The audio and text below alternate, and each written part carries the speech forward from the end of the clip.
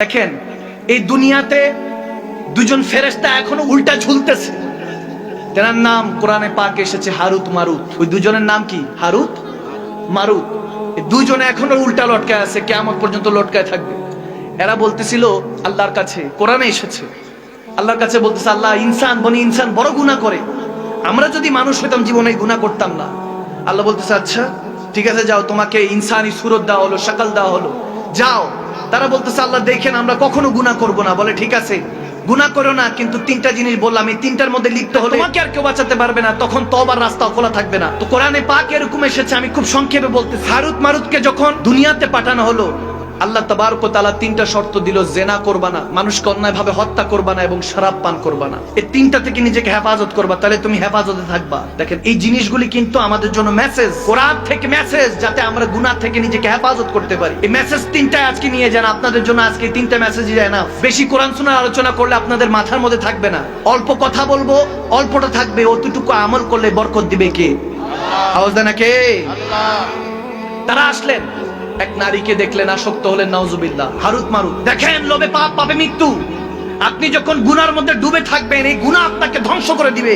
জেনার দিকে যখন লিপ্ত হলো, নারীর আসক্ত হয়ে গেল, হারুত মারুত নারীর দিকে গেল, বলতেছে আমাকে পেতে হলে শরাব পান করতে হবে। শরাব পান করার বলতেছে না, শরাব পান করব না। এখন তাদের মধ্যে এখন কাজ করতেছে না, নিজেকে হেফাজত করতে হবে, হেফাজত করতে হবে, এরকম আসছে। সংক্ষেপে বলছি, ওই নারীর হাজবেন্ড ছিল, স্বামী ছিল, বলছে তাকে হত্যা করো, এরপর আমার সাথে খারাপ কাজ করো, নাউজুবিল্লাহ।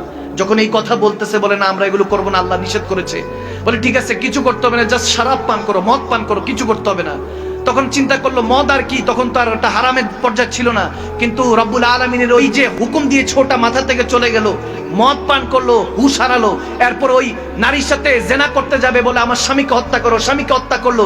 এরপর ওই নারীর সাথে জেনা করে, নাউজুবিল্লাহ, গুনাহগার হয়ে গেল। নাউজুবিল্লাহ পড়ে, গুনাহগার হয়ে গেল। এরপরে যখন হুশ আসলো, দেখে হত্যাও করছে, জেনাও করছে, মদও খাইছে। এমন অবস্থা করে আল্লাহর কাছে দুই হাত তুলে কান্নাকাটি করলেন। আল্লাহ তাদেরকে উল্টা লটকায় রাখছে। একটা বার চিন্তা করেন, দেধারসে গুনাহ করি, গুনাহ করতে থাকি, একটা গুনাহকে ধামা চাপা দিতে আরো 10টা গুনাহ করি, একটা মিথ্যাকে ধামা চাপা দিতে আরো 20টা মিথ্যা বলি। আল কিযবু হিলাক আল কুফরু যুলমাতুন, মিথ্যা ধ্বংস করে, মিথ্যা দিয়ে শুরু হয়। আপনি কাউকে খুশি করার জন্য মিথ্যা বলছেন, এটাই আপনার গুনাহ দ্বারা সূচনা হলো, ঠিক না? মিথ্যা থেকে নিজেকে হেফাজত করতে হবে, চোখকে হেফাজত করতে হবে, কানকে হেফাজত করতে হবে, রুহকে হেফাজত করতে হবে, জিসমের অঙ্গ প্রত্যঙ্গকে হেফাজত করতে হবে। আপনি আজকে মারা যান, 1 মাস পরে আপনার জিসম খুঁজে পাওয়া যাবে না, আপনার কাফনের কাপড়টা আপনার সাথে থাকবে না, কিচ্ছু নিয়ে যেতে পারবো না। এই গুনার মধ্যে আমরা ডুবতে থাকি, ডুবে থাকি। ভাইরা আমার, বাবার আমার, ডেইলি ওয়াজ করি, করতে করতে মাঝে মাঝে চিন্তা করি কত ওয়াজ করব। এত ওয়াজ করার পরও মানুষের অন্তরের মধ্যে হেদায়েত আসে না, আল্লাহর খৌফ আসে না। আপনি কেন ভুলে গিয়েছেন যে কবরের প্রথম লামহা আপনাকে এই শাকলটা নবী মুস্তাফাকে দেখাতে হবে? কি জবাব দিবেন, কি উত্তর দিবেন? নবীজির কাছে কি উত্তর দিবেন আপনি? হাসরের ময়দানে আল্লাহর কাছে উত্তর দেওয়ার আগে তো নবীজির কাছে আপনার চেহারা দেখাতে হবে। প্রত্যেক সোমবারে হাদিসে এসেছে নবীজির কাছে উম্মতের নামায়ে আমল পেশ করা হয়। আমার নামায়ে আমল দেখে আমার নবী জানি কত কষ্ট পায়।